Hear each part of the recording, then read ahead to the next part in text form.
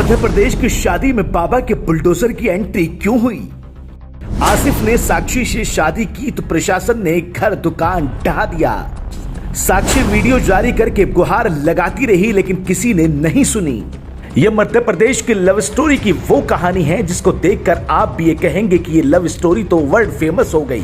दरअसल आसिफ और साक्षी एक दूसरे से बेइंतहा प्यार करते थे और जब प्यार करते थे तो लोगों को इसकी जानकारी भी हो गई।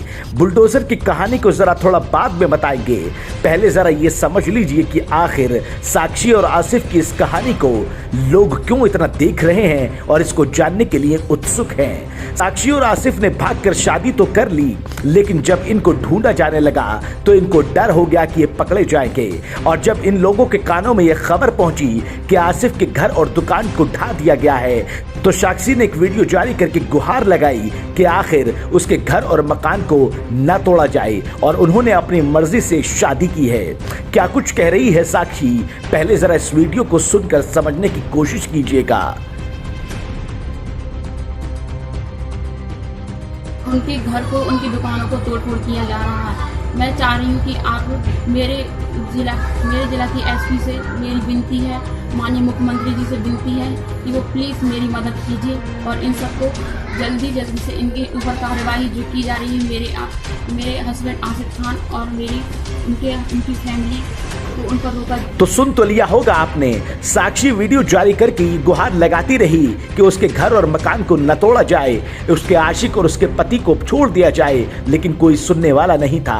अब इससे पहले कि बुलडोजर की कहानी पर हम आपको लेके जाएं, उससे पहले जरा ये समझ लीजिए कि आखिर इनकी लव स्टोरी का एंगल क्या है। दरअसल साक्षी और आसिफ एक दूसरे को स्कूल से ही पसंद करते थे। वो कहते हैं ना कि या तो स्कूल का प्यार टिकता नहीं है और अगर टिक जाए तो फिर बुढ़ापे की लाठियों में तब्दील हो जाता है। ऐसा ही इस कपल के साथ में हुआ। साक्षी कभी भी नहीं चाहती थी कि वो भागकर शादी कर ले, बल्कि वो तो ये चाहती थी कि उसकी शादी सभी घर वालों के सामने हो। बीबीसी ने अपनी रिपोर्ट में लिखा है कि जब साक्षी को लगा कि अब उसकी शादी कर लेनी चाहिए तो उसने अपनी माँ और भाई को बताया कि वो आसिफ से प्यार करती है और जब ये बात माँ और भाई के सामने आई तो आसिफ को उन दोनों के सामने पेश किया गया और उससे बातचीत की गई, लेकिन इस शादी को मंजूरी नहीं दी गई और ये कहकर उसको भगा दिया गया कि गांव के अंदर बवाल हो जाएगा।